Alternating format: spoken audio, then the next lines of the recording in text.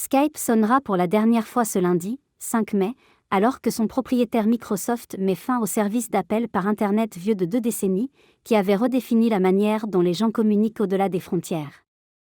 La fermeture de Skype permettra à Microsoft de se concentrer sur son propre service, Teams, en simplifiant son offre de communication, a indiqué le géant du logiciel en février.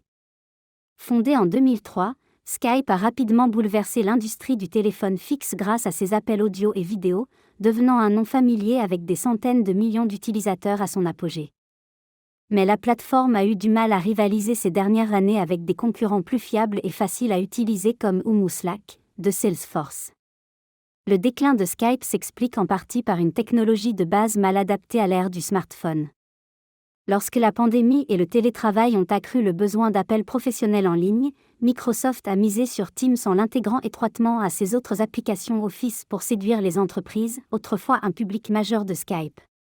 Pour faciliter la transition, les utilisateurs de Skype pourront se connecter gratuitement à Teams sur n'importe quel appareil compatible en utilisant leurs identifiants existants, avec une migration automatique des discussions et des contacts.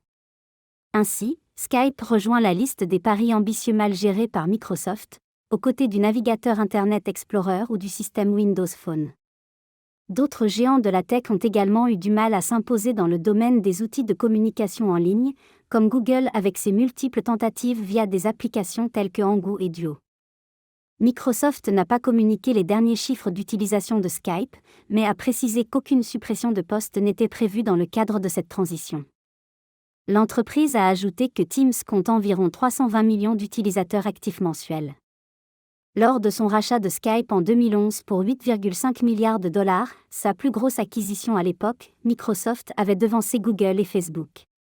Le service comptait alors environ 150 millions d'utilisateurs mensuels. En 2020, ce chiffre était tombé à environ 23 millions, malgré un regain temporaire pendant la pandémie.